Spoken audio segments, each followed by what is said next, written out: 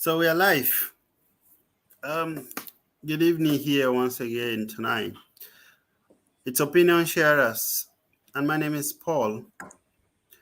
So today we are going to be discussing about the insecurity situation in Nigeria. It's reaching an embarrassing situation or an embarrassing stage, and I think we are all worried. We are concerned about what is happening in our dear country, and so that's why we are going to be looking at what the government is doing about it. And we are going to be touchlighting that particular documentary by both BBC and Daily Trust. I've also learned that the Nigerian government is trying to, sanction the two media houses for publishing that kind of documentary because they felt it was giving they gave media time or airtime as they call it to the bandit or the terrorist, rather, as you will call it. But then, it means so many things to different people, and I feel like many Nigerians actually think it revealed a lot of things, especially those of us in the South. It revealed things that we did not know before about the banditry and terrorist attacks coming from the north. It kind of opened our eyes to an extent to an aspect of it that we did not know prior. So personally, I think it's like maybe deliberate or you know some kind of attempts to rubbish the Buhari government or the military apparatus in Nigeria. Because what it shows is that if BBC can go into the bush and get somebody, to interview, Daily Trust, a local media, can go to the bush or, the so-called forest and get somebody to interview. And the Nigerian army is saying that they cannot arrest these people or that they cannot find these people, like the people that have been kidnapped for on the train for going to more than 3 months now, and they are still there. you know so it goes to show that the unseriousness of the Nigerian uh, government. But anyway, that's my own opinion, and I've got two guests tonight we're going to be discussing and hearing our views about the subject. So, but before I introduce them, or they introduce themselves rather, please help us share. If you can see this broadcast, whether on Twitter or on Facebook or on YouTube, we are broadcasting live to these three platforms. Please help us share the link. Let's take a few seconds to quickly share the link. Share as much as possible, please. It doesn't cost you anything to just press that share button. Or yeah, and if you are in a position where you can share it with somebody, please do share it. Thank you very much. We're still hoping that maybe Michael would join us along the line, but then if he doesn't, we will do it on his behalf tonight. The village boy is unable to join us tonight. So,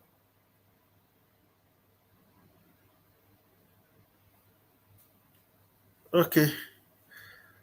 So I guess we can start with the discussion now. Thank you for sharing.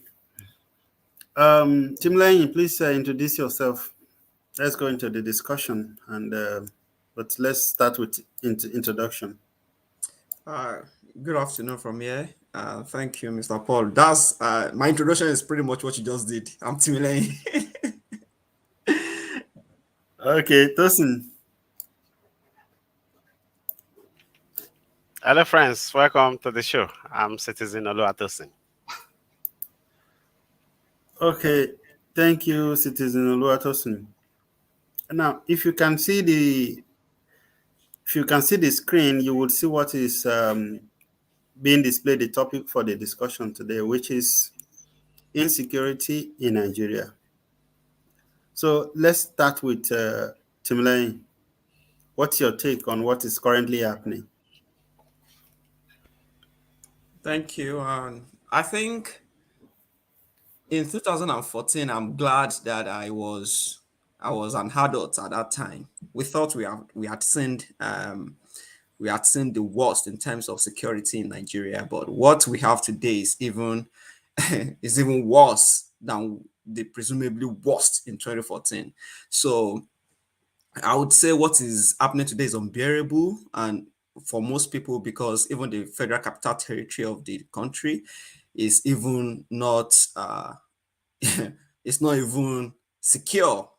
I was looking at a video yesterday where people actually were trying to broadcast a potential hideout of bandits in Nigeria, and it was just across the police headquarters. I mean, the entrance into their into their hideout is just, you just have to cross the road. After crossing the road, you are in the police headquarters. So it begins to give me serious concerns about the security issues in Nigeria, where people who are supposed to, you know, who are supposed to be keeping the country secure are actually using the tools they have, the resources they have, rather to unleash terror on people. I have seen where policemen and soldiers are actually using their guns, to terrorize people. And and when an insecurity issue is emanating from a particular place, they cannot even go there, but they can actually unleash terror on unarmed citizens, and sometimes even unprovoked terror. So what I see now is that the government is not capable of securing the country, and the people that have been given the opportunity or the privilege of securing the country in terms of the military and paramilitary have proven to us beyond reasonable doubt that they are not able to do this thing. And it's unfortunate. This makes me really miss. People often say that there is this government that will come, they will provide, they will just perform on the average level, and then the new government will come and lower the bar, and you will miss the previous government. And I'm afraid if someone that I know that I don't want to mention comes into power today, or even the other one that is actually not different comes to power, maybe we will be missing Buhari regime, God forbid. But I truly, truly, truly miss Obasanjo's regime, or let me say administration, because this would not be happening if Obasanjo is here as the president in his time. I don't know. Someone should not go and bring Obasanjo of today now and say he should come and govern us in person of Tinubu. so I hope you understand what I am saying. So what I am saying is that the government, in fact, it's a big slap on our face that we have a retired general as the president of Nigeria. So it is a concerning issue. It is an issue that brings so much worry to my heart, especially for people that have people in it. Some people have actually successfully brought their people out of Nigeria from top to bottom. Like Buhari will say, they have taken their people out of Nigeria, but some of us still have families that we cherish and love so much in Nigeria, and it pains us to the bone that they are not feeling safe in a country that they call their own. So the government, the people, everybody is even confused right now. So I would say it is more than concerning that the security issue in Nigeria is beyond, I don't want to say it's beyond repair. Tunulain, thank you. Thank you for that extensive introduction to it. And, it kind of make me feel sad that you said, we miss Baba Basanjo. Recently, I think it was Tosin and I that was talking about it, that this wouldn't happen in an Obasanjo era, that this will not happen. So I want to ask Tosin, what do you think the problem is? As in some of these things that are happening, which we have seen in that two interviews, which I'm sure you've seen, or documentaries rather, it shows that these people are not really, they are not hidden. So what do you think is happening actually? Uh, Thank you very much to Mr. Timile. He did very nice job there. What I think is happening is incompetency, is failure in leadership. What I think is happening is nepotism.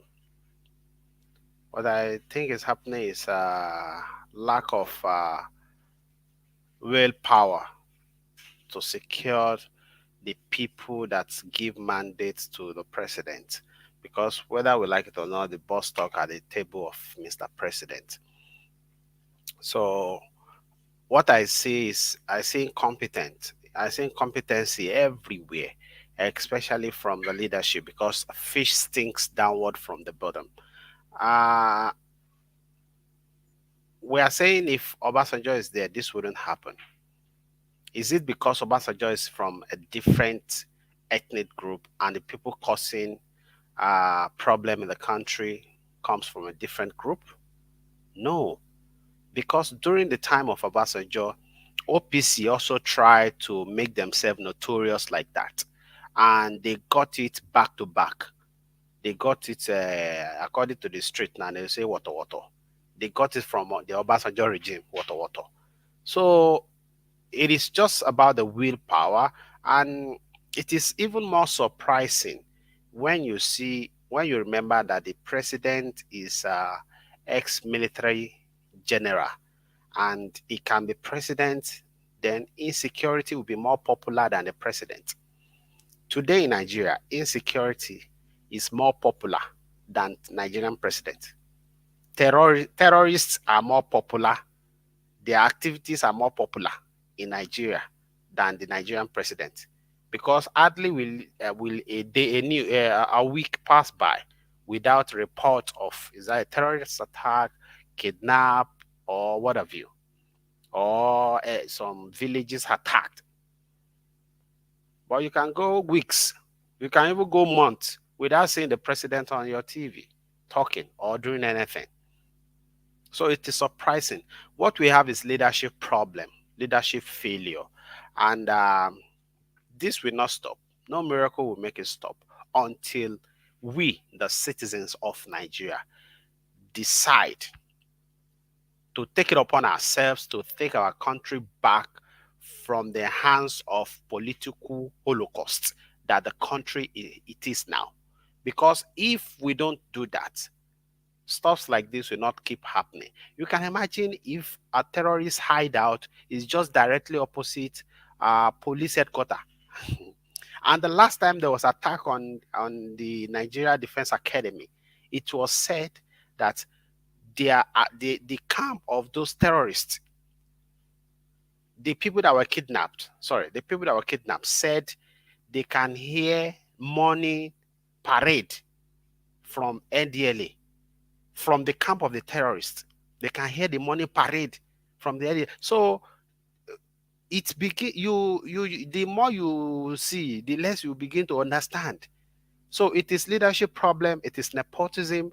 Many of us believe that it is because the people causing this problem are of the same ethnic with the president. That is why the president do not have the willpower to attack them. Remember, all this started, they call it X-Men and X-Men attack. And the president is the grand patron, patron of X-Men in Nigeria. So why can't it call its people to order? It's leadership failure. It's nothing but leadership failure. If someone said Shore, not someone, Shore said he can lead Nigeria better in his sleep. It is becoming to look like that. Not even Shore. Some of us, those of us on this platform now, we can even lead Nigeria better from our sleep. Because all these things that is happening, it's not true. It doesn't take a magician to fix the country, to fix this insecurity. No, it just need an active president, not a mannequin. Someone has told me that the mannequin is even better. It just need an active president that can communicate, that can talk, that can give power, that can give veto power, that can say this, that can remove, that can punish wrongdoings. But we have somebody that's He's just there. I don't even want to think about him, because it's disheartening that as a people, as a nation, we could find ourselves in this mess, because what we have is a mess. In this 2022, we are talking of insecurity, and as worst as this, under someone that said he's coming to bring a change, the days of corruption of PDPS are better. Okay, Tosin, thank you. Now, Timlane, based on some of the things that Tosin has said, I picked a question. And the question is this. He talked about the lack of political will to act. Now, I want to say, do you think this is, there is a peculiarity to the North? And I know that this is it's an area that a lot of people might not want to dwell on, or may not want to talk about, and that's why some of those things is easier for us here, the unconventional TV, to be able to discuss it. Because I like Tosin and both of you said, I it's obviously abnormal. Thank you very much. You are so much in the spirit. Because I was jotting a few things the moment he started talking and he mentioned political will, because that is I love the fact that he actually hit the nail on the head, because that is our after incompetence. Because sometimes even if you have the political will and you are not competent enough, you still would not do it well, or do it and just do it anyhow. So the lack of political will is one thing, because that is where it begins from. It's an internal issue from the presidency, from the leadership. The lack of political will is a big problem, because even if they have the right hands, like they have the competent hands in the army, in the navy, and in the air force, they will still not do what is right. We all have seen what happened when a particular was he a general, or I've forgotten what his rank was, that he complained of lack of tools and resources to fight insurgency. The response of the federal government was to discharge him. Is that the right response? Someone has raised a genuine issue, and for that person who knows the nuances of being in power, in being a military man, who is a seasoned and experienced military man, would not just come out and hear his opinion. They must have been saying it internally. He must have been talking about it to the right offices, to the right quarters, but it was being ignored, probably, or it was being threatened. But it felt like if he makes his voice known, and that's why they cannot kill him, because his voice is out there. They cannot kill him because the military, the Nigerian military, is going to be held responsible for his death, especially if he dies so, I don't know, discreetly, or something that we cannot even explain, mysteriously. If it dies like that, people will ask questions. And that is to tell you that there is no political will. Now, there are so many speculations. These are not my words. These are not facts that I have verified, but I have seen people make different speculations about what the issue could be. Number one was the election in 2015. Many people have said that it was possible that the Buhari campaign actually invited people from neighboring Fulanis, especially from neighboring countries, to help them win election. And that's a possibility, if you ask me. That's a possibility. And, you have invited people from Niger to come and, vote. You give them voters card. You give them Nigerian passport, or whatever it is that you have given them to, to be legitimate Nigerians at the time of election. And after becoming president, you are unable to send them back to where they come from, because nobody is coming. We all know what Niger is to Nigeria. It is Lagos to London, right? So you cannot leave Lagos and go and vote for Boris Johnson or whoever in London, and someone will now say, go back. We all know what is happening to Ike Kemeradu now, that invited someone to come and, donate kidney for his daughter, and the person has refused to go back to Nigeria. That is exactly what probably has happened. If that was true, if the president invited people, or his campaign organization, whatever, it wouldn't be behind without his knowledge, right? If they have invited people from Niger to come to Nigeria, they are in Nigeria, a land with fat and oil, you don't want to go back. you wouldn't want to go back if you know how poor that country is compared to Nigeria. We all say Nigeria is poor, but if you know how poor it is, you would not expect them to go back. And what do they have? What skills do they have to work in Nigeria? If they were headers in their country, what better use of skills, or what would they do in Nigeria except to take up arms if there is opportunity? Remember, someone said that intelligence reports got to Goodluck Jonathan that these people were in country, and that was why he said his election or his ambition, would not be responsible for one Nigerian's blood. So I hope you are now connecting the dots.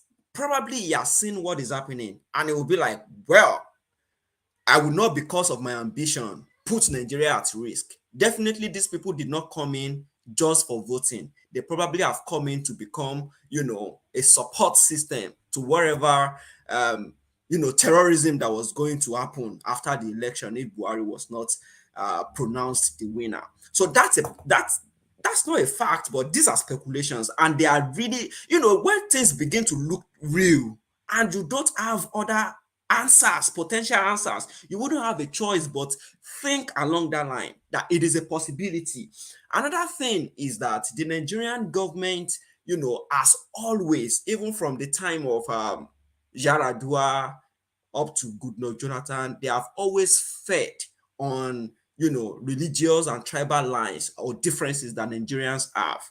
So if you are a Nigerian and you're a Christian, you most probably, apart from party affiliation, so many Nigerians are not party people. So many people are not party people, they are just Nigerians. And when it is time for election, then they vote either along religious or tribal lines, or maybe they are being induced, potentially. But in Nigeria, politicians have usually, depended on what differences we share, which is tribe and religion. So if you look at that documentary very well, you would see that even within the North, there is diversity. And it is a major problem. There are some people called Hausa Fulani. There are some people pure Fulani. There are some people Hausa and do not want to have anything to do with Fulanis. So if this is a problem that such documentary would have released to the public, but the Nigerian government does not see a problem within that, then there is a problem. A big one, more than insecurity, because you don't know what they are cooking behind the doors. You don't know what is cooking. You don't know, many people have said they are in the forest, in the southwest, they are in the southeast, they are everywhere, but you don't know what is going to happen. We have had former military man talk about this thing on here, that there is problem, that there is fire on the mountain. So I so much resonate with what you said, that it's a big slap on the Nigerian government's face, is that an unarmed man could take Okada and go into the forest and talk with a bandit, a terror himself. And the Nigerian soldiers could not do the same thing to unleash terror on terrorists. It is on here, it is impossible to the ears.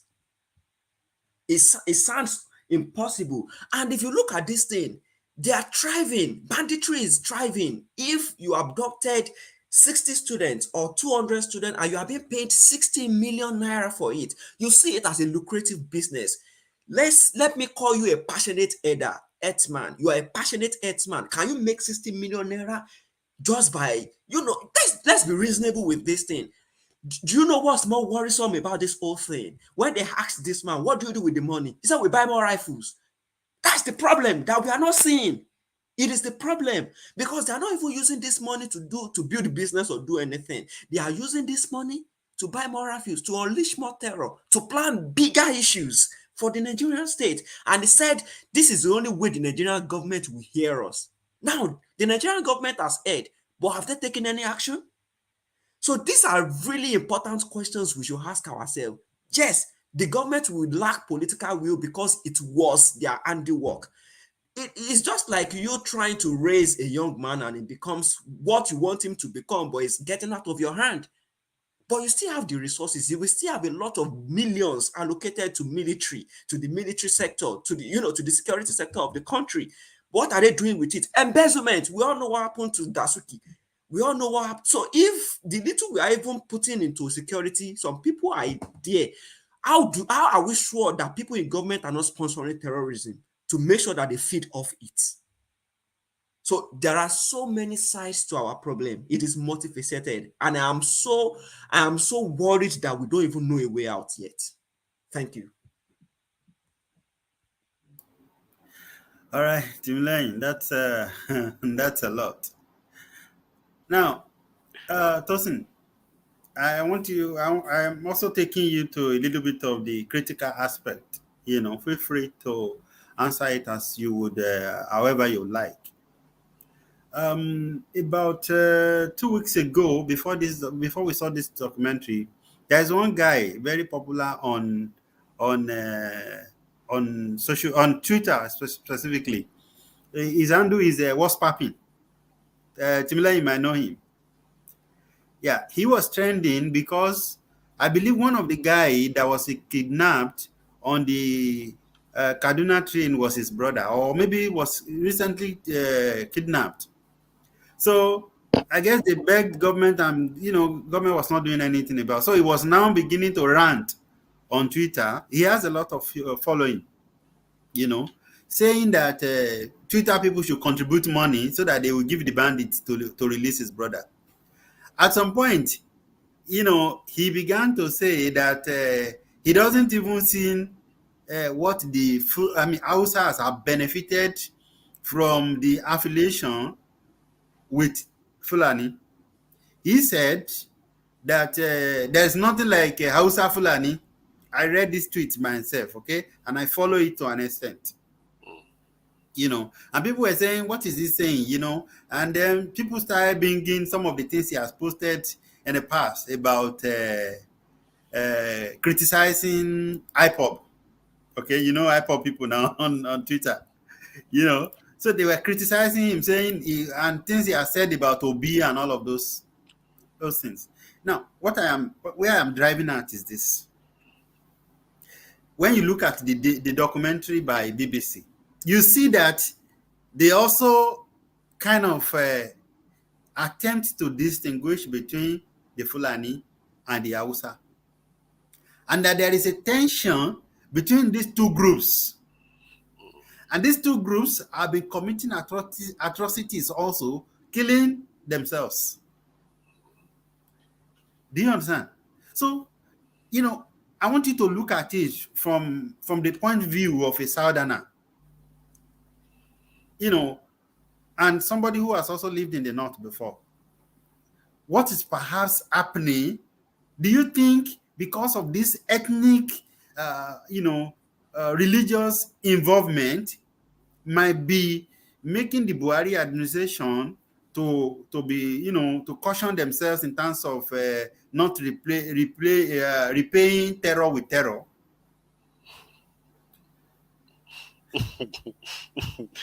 The question is funny, right? Because the reason I'm laughing is what is going on my head. There is no justification on earth from a government to not protect its citizens against terrorists for political justification, ethnic justification, religious justification. There is no justification. It is only cowardice that will make the person that swore an oath to protect people And wickedness. sworn an oath to protect people, for somebody to be in his 70s, that you are going to meet your maker very soon. If I'm in my 70s also, let people say I'll meet my maker very soon. I'm still young.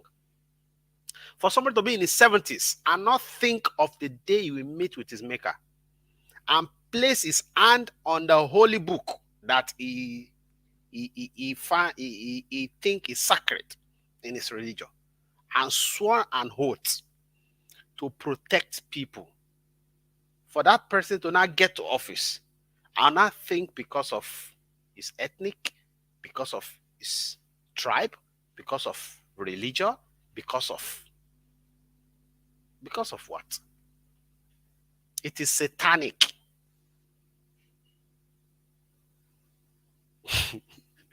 It is satanic.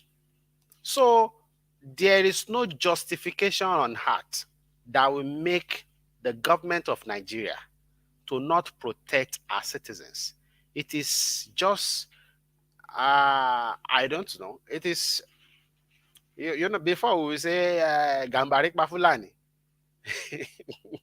I don't cook anybody. But you see, what in Kabuboa? Because they are not only killing themselves, they are now graduated to killing us. And in fairness to the government also, this problem didn't start now. The only thing is that it escalated now. The only thing is they are now doing it with pride. They are not doing it with like nothing will happen. Like the Nigerian police will say when they want to kill Nigerian youth, I go kill you and nothing will happen. And truly nothing will happen. So that is how the terrorists, that is how they behave now in Nigeria. Like nothing will happen. See, I was in the northern state of Nigeria when this problem of Boko Haram started. I was in Yobe State. The town I stayed that time, the time I stayed, is just 30 naira by taxi to the town. This the guy that started Boko Haram was killed. Gedam. He was killed in Gendam. I was in Potiskum.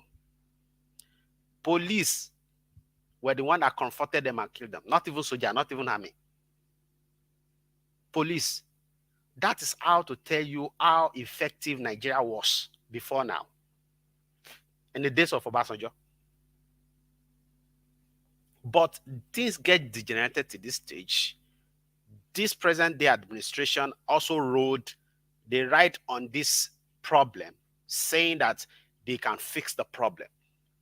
There's a video making round of Tinubu saying when France had problem, they call Kinikan. When so country had problem, they call Kinikan. Now we have insecurity problem. Let us call our general.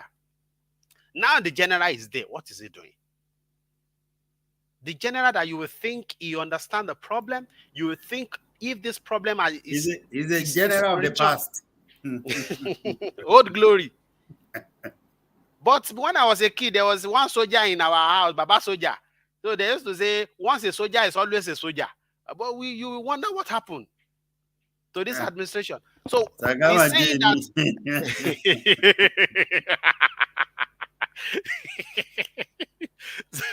So that's they scammed us with all of that. That's saying that once a soldier is always a soldier. It's fake. It is fake. It is just self-bragado. It is just priding in emptiness. Because we have seen it playing out today. That even if it's a civilian that has not been to war front before, a person of Yaradua, was the president and he was able to douse the tension in Niger Delta. Why is the president not doing that? There's tension everywhere in the country. Everywhere in the country.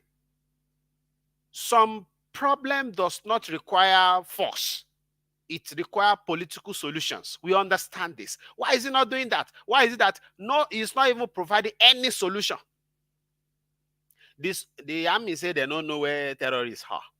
Press men know where terrorists are. Isn't that a miracle? America wonder. They don't know where the terrorists are. And see, they are just making noise and just bragging on emptiness, saying they will sanction BBC. Although BBC have not really done a great job they have not really done a great job. That we can talk about that. But the BBC is not the first international media house that met with these terrorists now. CNN does that. Is it CNN or BBC that there's a report before now about these terrorists? The only thing is that report, their faces weren't showing and they weren't too much bragging like they did in this one. I just felt this one they intentionally do it to rubbish the insecurity that is happening in Nigeria. It's not only bothering me and you, it's bothering the whole world. The whole world is looking at what is happening now. Okay, let us do this. Maybe we can just embarrass these people. Maybe they will go to work. But the thing is this: Nigerian government don't have head, from their president to the local government chairman to their PAs. They don't have head. Why you push them to work, they think you are their enemy. Why you push them to work, they will take you as enemy. When that problem is now consuming them, they will start running after you for solution. There's nothing stopping the Nigerian military from combating those guys and bringing them down. It is just incompetence and compromised if we think in that direction. It is compromise. We have seen videos of military men coming out to say how information leak out and their friends were being killed while they were on the way. And the video is online. So compromise is there also in the military. So yeah, but see, the thing is that I don't know how the military guys would also feel, looking at all these guys, small boys. I mean, some of these guys that were interviewed probably will not be more than 17 or 18, or at most 21 years old, bragging and saying that, and one was saying it took 60 million. So all of these boys, they are just small boys, young boys. How does the army, how does the Nigerian army feel when they see that? That's why I say when I put myself in their position, their colleagues are being slaughtered, that there's an ambush somewhere and they kill them. And these guys, from what we have seen, are not so much hidden. I don't know they if don't even have too much training. The thing is, there's so much. One of the worst thing to be now is to be a Nigerian army, because there is a lot of work to be done in that ministry. There's a lot of work to be done, and it is unfortunate that we have a president also that is not that doesn't have balls. There's a lot of work to be done there. Too much work. And these guys, these boys, they don't even have enough training. Our army, are they well equipped? The guns they have, and if they come in contact face to face with the terrorists, who go run?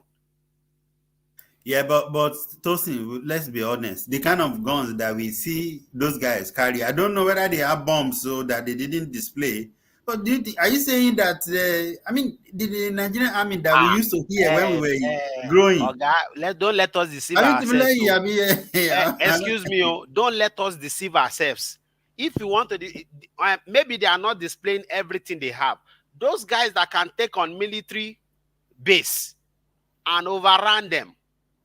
Those guys that can lay ambush to the military. Oh, the 60 million they are going to use, they said they use for arm. Is it all this shakabula they are buying with it? It's not shakabula now. But you see our army generals now. They have big belly.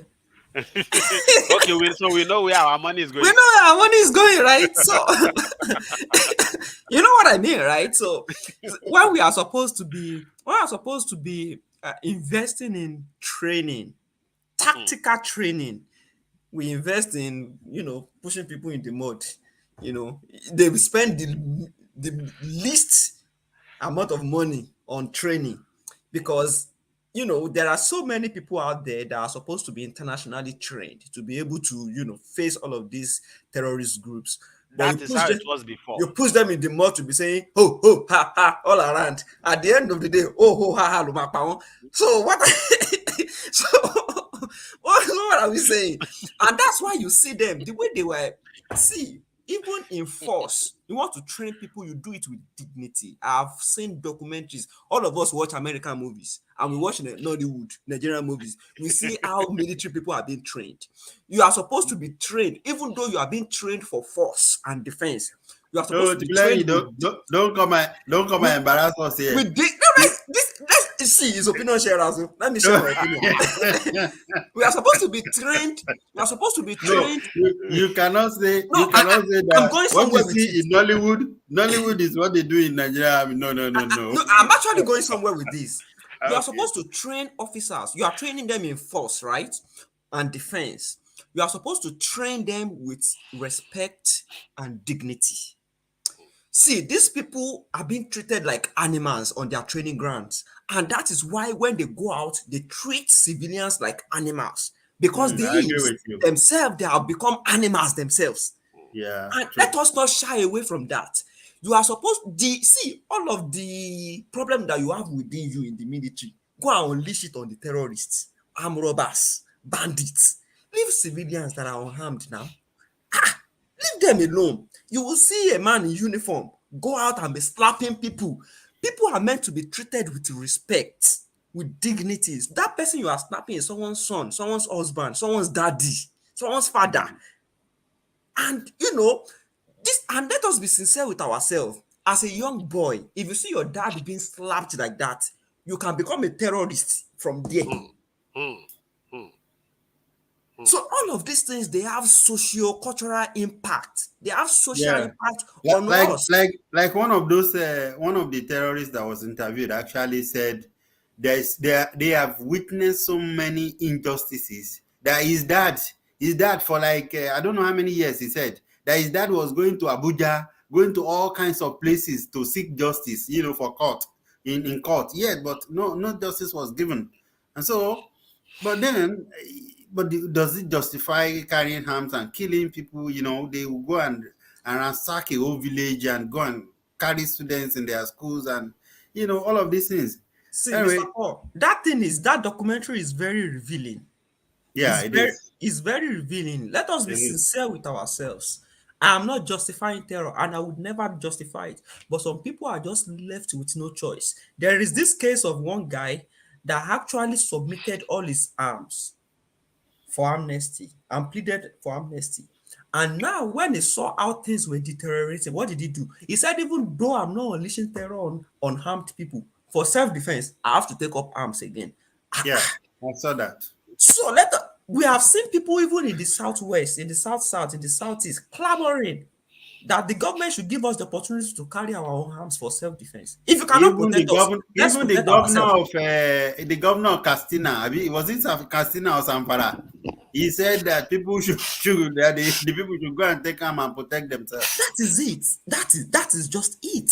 So some people are just left with, they have killed your wife, killed your child, killed your mom, killed your dad, and you are there surviving, waiting for the day you will die. No, as a man, you don't want to do that. You don't want Okay, to do that as a man. let's digress a little bit.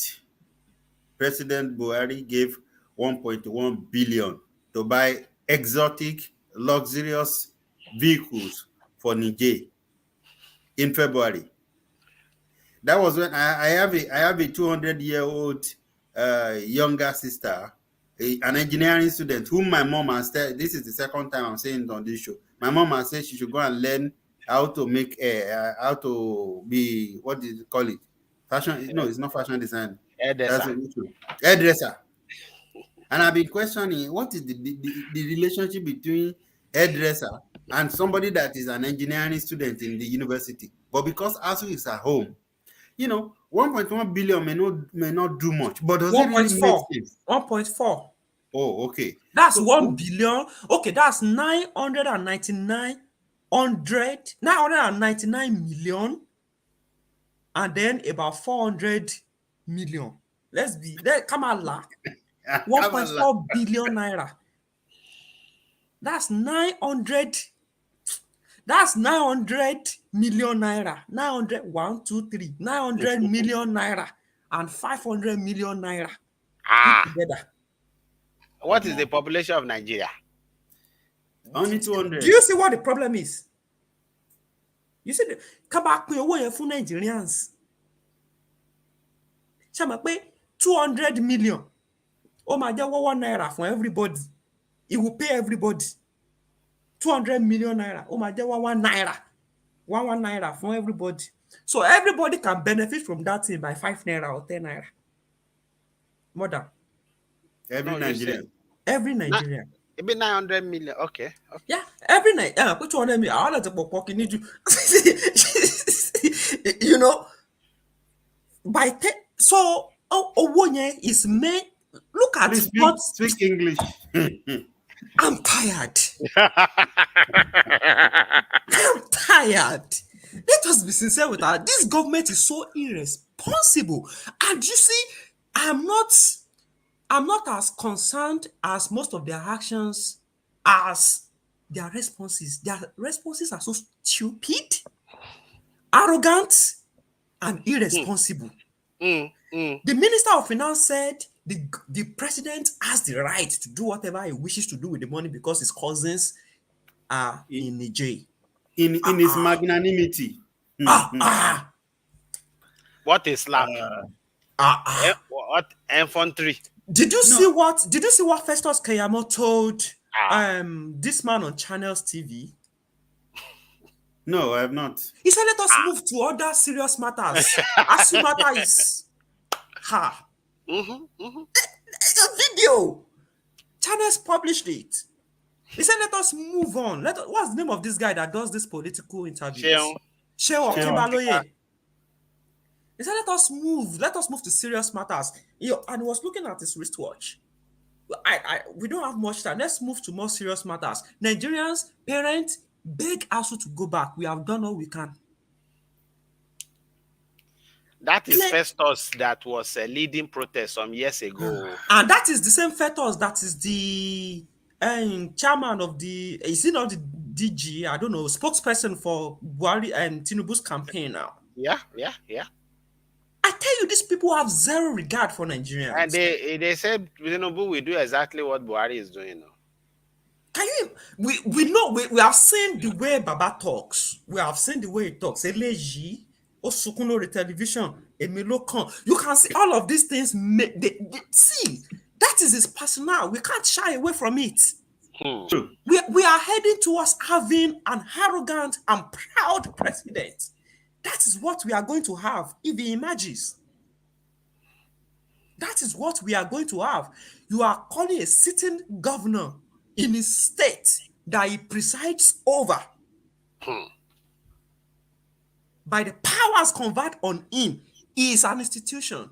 It's not just that of yesterday. But the man was shining his teeth.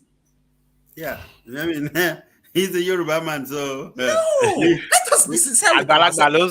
Is it right? Is it correct? Is it right? So I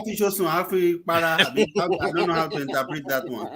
Someone said, if this man becomes president, we just say this one. You want to be the president or you? I'm governor or you? And that is what is going to happen because it has always been happening. Whoever doesn't want does not become the governor of Lagos State. I have said, I don't have any problem with, I don't have much problem with Tinubu becoming president because after all, there's nothing I can do about it. But you know, the main problem that I have, and if you notice, you will bear me witness on this platform that I've been saying it, that Tinubu is naturally a power monger. You see, people are saying Obasanjo was powerful. People are saying the Babangida was powerful. You would not see anybody that is as power drunk as Tinubu. Personally, I've not seen that person who is so much interested in power, who will cling and use the power. Mm-hmm. Even though he's not been in the military, at least based on what we know. We know that he's not a military, he has never been in the military. But like his statement here, based on what we know. We know there are so many things that we don't know actually. Really, that's happening in our country. And it's embarrassing. Many of it are embarrassing, you know. But then before we go, I want us to look at the peculiarity of Niger. And I'm sorry, you know, but somebody just have to say it. Somebody just have to do some of these things that we are doing, you know. The peculiarity of Niger the open border between Nigeria and Niger and some of these African countries, and the influx of the Fulani people coming into Nigeria. Because I feel like if you are really a Nigerian, let's talk about, a lot of people are not patriotic, but if you are really a Nigerian, would you want to do that to your country? Some of these people that they call bandits, and they beg Buhari to even call them, to call them terrorists. So is it that we've seen that Baba have the consulted role to Bini? They've now used our money, borrowed money, to say they are going to move. I mean, take train from Nigeria to Benin Republic. Now we are the one buying them luxurious cars, the kind of cars that showbiz guys will use, like Davido and Co. 8 of them. So I'm beginning to look at, is it because that maybe they are looking at these boys who are killing our soldier, these boys who are killing our people, these boys who are destroying our train, the train that we use borrowed money to construct, you know, they are our children, leave them, military, leave them. Because I'm just not believing that it's because the military is powerless, or the military does not know how to do their job, or they don't know where they are. We know that they know where they are. You understand? Let's even assume that when they capture those people from the train, let there be casualty, maybe 5% or 10% casualty, but don't just leave them. Now they are now saying they will kidnap Buhari, the president of Nigeria. You reach to kidnap him. You reach. So I'm just creating this thing in my head. Do you think there is a connection between all of this? Yeah, there is, obviously, because why always Niger? Why always Niger? And like I said on my Twitter platform yesterday, like, it is increasingly becoming, difficult for people to support Buhari and the APC-led government, because there is just no way you would support them without standing stupid. There is no way you can support them without standing, like anything. There is no way, because you said someone was saying on Twitter yesterday that they gave them that money for those exotic cars because USA also give us aids. Say we will come the USA. We where they borrow money. We that we are borrowing money up and down, anywhere possible. Muslim organization, World Muslim Organization, they borrow us money. Yeah, China. I am aware that Nigeria has been giving some countries. In fact, I learned that Nigeria is a big brother when it comes to giving out cash and all kinds of benefit to other African countries. But I'm just looking at this particular time, when my wife heard yesterday. But let's be sincere with ourselves. Are we as individuals now? Would I be wise to be borrowing money and be doing big boy to other people? Would I be wise? Would I not take care of debt and take care of my own country before I go out and do all those benevolent activities? Well, Tosin, and we have a Minister of Finance. Yeah, the Minister of Finance said it is for security. They are going to be using those cars. That one look like ammo tank. In Dubai, we have exotic, we have supercars too for security. They'll be using it in the desert to pursue the bandit, abi terrorists. Well, our matter don't become joke, really, and it's annoying. Anyway, let's round up. Your final thoughts, Tosin. My final thoughts on this issue: the BBC, they just want to embarrass the government and a kind of push them to work.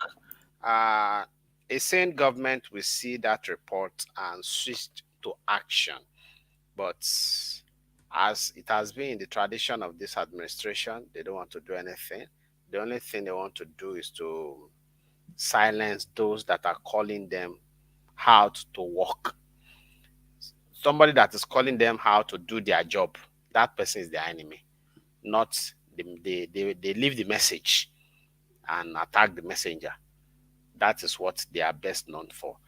And so my final thought is every Nigerian should please, for God and goodness sake, for our future sake, for the future of Nigeria's sake, for the future of our kids' sake, get their PVC. Those that the I love the video I saw from Channels TV that Sheon Okibanoye shared of the rate of people that have gotten their PVC, and the numbers from 18 years old to 45 was very, very encouraging. And I want to encourage people that's not only registering to get PVC is enough, let everybody also collect their PVC. I have mine also. And when we collect that PVC, let us go out en masse to vote on election day. See, when we, the youth, they say youth are the leader of tomorrow, but now they are depriving us what we need to get that tomorrow. They are depriving us that tomorrow to get it. But we can take back our tomorrow from them with our vote. What I told people in 2000, in last the 2015 elections, that Jonathan refused to give me job, so I will sack him with my PVC. And I do sack him with my PVC. And I thought the old man that was coming out was sincere and going to do a good job. But every one of us see what is happening today. Even when you are old in Nigeria, you can see before 1 night. So please let people go get their PVC. Please vote on election day. Vote for someone that can solve the problem we have. Someone that understands the problem and is talking about a profound solution to it. Don't vote your ethnic. Don't vote your religion. Your ethnic will fail you. Your religion will fail you. Because even those that are Hausa Fulani that voted for the present day administration, some of them, they cannot go back to their village again. Even some commissioners, some senators, they cannot go back to their town again because of insecurity. So insecurity does not know ethnics. Insecurity does not know I'm Yoruba, I'm Hausa, I'm Igbo. No. Insecurity does not know Christian or Muslim or Hindu or Buddhist or Jew or what have you. Insecurity does not know anybody. So get your PVC. Get ready to vote. Even if they say come collect your PVC 3 a.m., please try to go there to collect it. Participate in politics. Join a political party today. Go to political party meetings. Know what they are doing there. It will help us. It is enough of talks. It is enough of people that do not even know how to reason well in politics. If you think you have what it takes to lead, and they are looking for leaders, and you don't raise up your hand to lead, fools will rule you. So if you don't want fools to rule you, go get your PVC and be ready to vote. On election day, go out en masse to vote. When we vote en masse, they cannot rig it. When we vote en masse, when we come out en masse to the polling unit, no thug will bring cutlass and say you want to scatter that polling unit. I'm Citizen Oluwatosin, and Nigerian political buhaha is my cup of tea. Okay. Tonight. Thank you very much. Before I say my final word, I have thoughts to share on the BBC documentary, and then I'll keep it really, really short. And it is the fact that, just like Kadari Ahmed said in the recent interview, that the BBC Eye of Africa, I don't know, is it BBC Eye Africa? That they have, that it has become a trend for them to selectively do some kind of documentaries, and we know that there is common corruption within that BBC as well. We all know the story of Sex for Great, Kiki Modi, and the OGOB.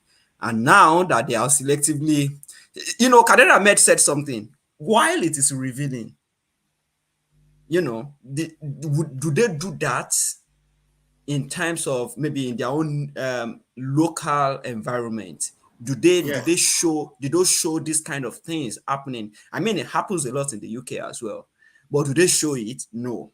So, and then what they did was really inciting, especially by, pitching the Hausas against the Fulanis. We know it is going on, but it could fuel more incitement. So it is important to state that Kader Ahmed said the thought might be great, which I agree with, but the presentation was really off. It was really off. Only people with objective minds would see that documentary and and talk about insecurity in Nigeria and just see it as that. Some people would see it and it would spark some kind of motivations within them. So let us also talk about that.